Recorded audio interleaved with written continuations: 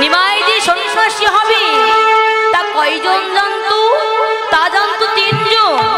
এক জানত অদ্বৈত আচার্য, দুই জানত মা সচিমাতা, তিন জানত প্রেমময়ী বিষ্ণুপ্রিয়া। বিষ্ণুপ্রিয়াকে রেখে, মা সচিমাতাকে রেখে নিমাই আমার সন্ন্যাস চলে যাচ্ছে। এমন সময় বিষ্ণুপ্রিয়া ছুটে এসে সচিমাতার ঘরে দরজার সম্মুখে গিয়ে বলছি, মা একবারে দেখো মা, তোমারই নিমাই যার তোমার ঘরে নাই। যে মাত্র কাঁদছে, সচিমাতা জেগে উঠে বলছে, প্রিয়া মারি তুই অমর করে কাঁদছিস কেন? তোরে কি হয়েছে? ওরে প্রিয়া, তুই যদি অমর করে কাঁদিস, আমার যে নিমাইয়ের অমঙ্গল হবে। মা অমঙ্গল হবে কি? অমঙ্গল তো হয়েই গেছে। তোমারই নিমাই তোমায় ছেড়ে, আমায় ছেড়ে চিরজরবের জন্য সন্ন্যাসী হয়ে গেছে।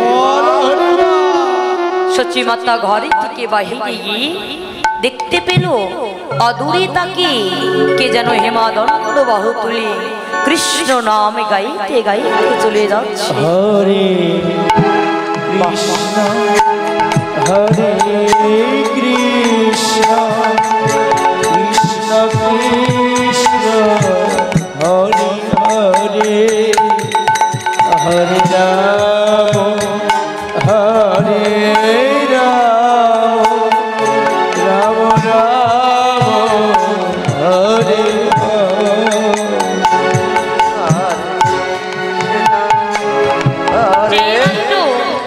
কৃষ্ণ নামে গাইতে গাইতে চলে যাচ্ছি।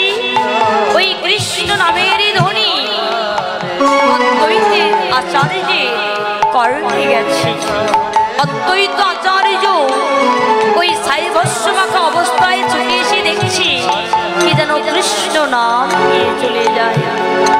অদ্বৈত আচার্য মনে মনে চিন্তা করছে, একি আমার গৌরহরি এসেছে নদিয়ার মাঝি।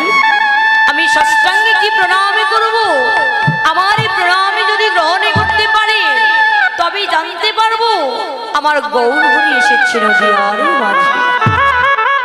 যেই মাত্র সাষ্টাঙ্গে কি প্রণামে করেছে, অদ্বৈত আচার্য মস্তকের উপরে আমার গৌরহরি তার বাম চরণটি তুলে দিয়েছে।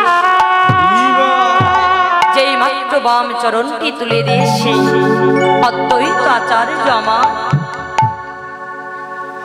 চরণটি জড়িয়ে ধরে বলছে, প্রভু গৌরহরি, কতদিনের আশা ছিল তোমার চরণ আমি বক্ষে জড়িয়ে ধরব।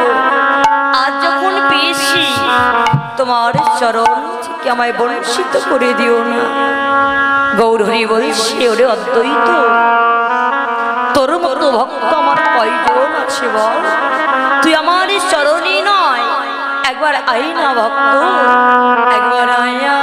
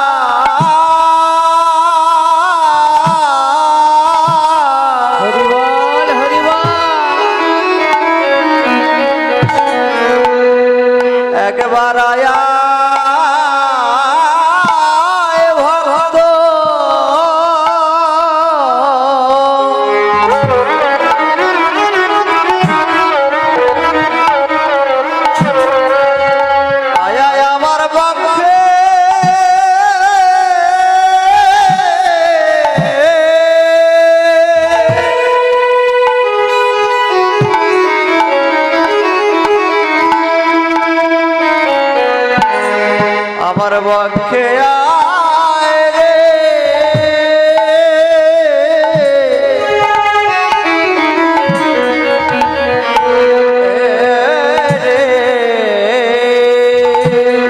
আমার আর কি ভাগ্যে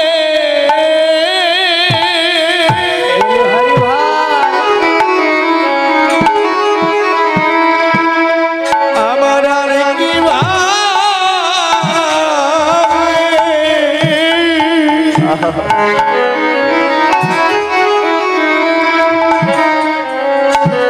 আমার আর হয় কি না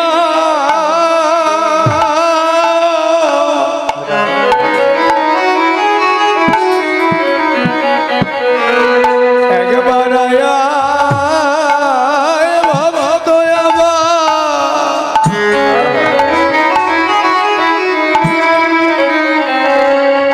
আমার বক্ষে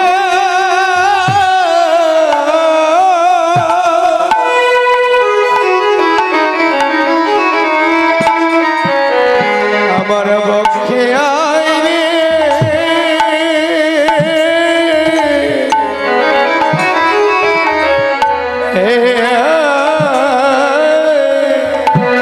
কারো তো ভাগ্যের কথা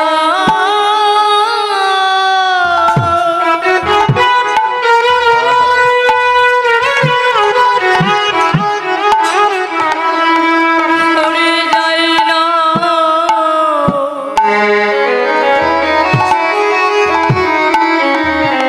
সরে যায় না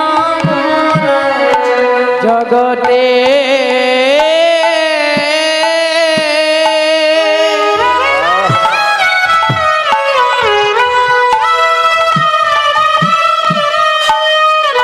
করো তো ভাগ্যের কথা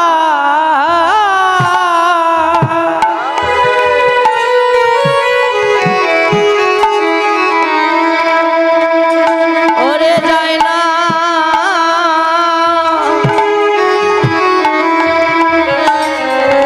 ওরে বলা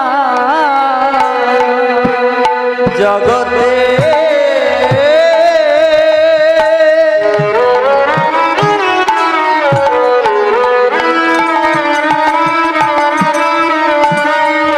কারো তো ভাগ্যের কথা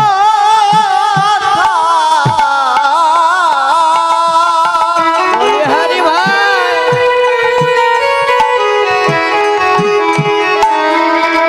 ওরে জায়গা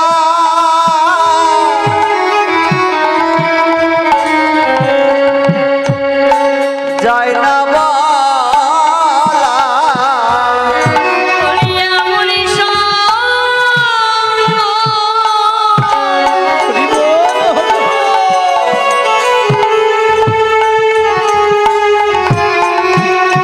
আমাদের হয় কি না?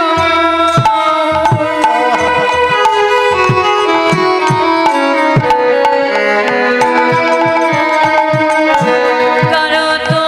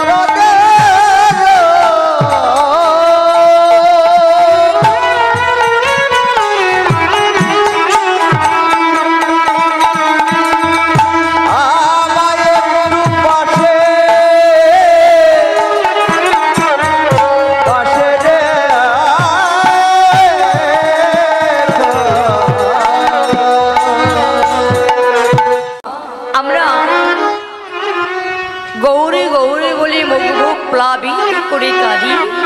সেই গৌর হরিকে ভক্ত নামধারী অদ্বৈত আচার্য এই ধরার মাঝে এনেছিল। সেই গৌরব দর্শন করে আজ নদিয়ার নাগরে এমন হয়েছে। একটু আগে যে রূপ বর্ণনা শুনেছি, অনাদিরাদি ভগবান শ্রীকৃষ্ণের রূপ দর্শন করে নাগরে এমন হয়েছে। শুধু কি শ্রীকৃষ্ণের রূপ দর্শন করে এমন হয়েছে বাবা? না না না না, আমার রাধানী যে এমন ভালোবেসেছিল আমার গৌরহরিকে, তারা কিন্তু সদা সর্বক্ষণ একই সঙ্গে থাকতে ভালোবাসত, যতই বাদিনীর ঘরে বসতি করুক না কেন। তাই তো আজ ওই রূপের মানুষের সঙ্গ করি এমন হয়েছি। ওই রূপের মানুষের সঙ্গ করি সদা সর্বক্ষণ সখীদের বলে, ওরে সখী, আমি যদি সদা সর্বক্ষণ ওই রূপের মানুষ গৌর হরির কাছে থাকতে পারতাম, আমার মনের আশাটা পূর্ণ হতো। তো বলছে, আরে সখীগণ বলছে, সত্যই তাই। তোরা যে একসঙ্গে থাকলে এত সুন্দর যুগল হয়ে দাঁড়াইলে এত সুন্দর লাগে, কি বলবো। শুধু তাই নয়, তোরা যে যুগল নৃত্য করিস তা দর্শন করতে আমাদের কি ভালো লাগে। এক সখী অপর সখীকে বলছে, ওরে তাই যখন বললি তবে একবার যুগল নৃত্যটা তোরা একবার দেখিয়ে দে না। এবার রাধানী সখীদেরকে নিয়ে যুগল নৃত্য করছি আর সকল সখীগণ দর্শন করছি।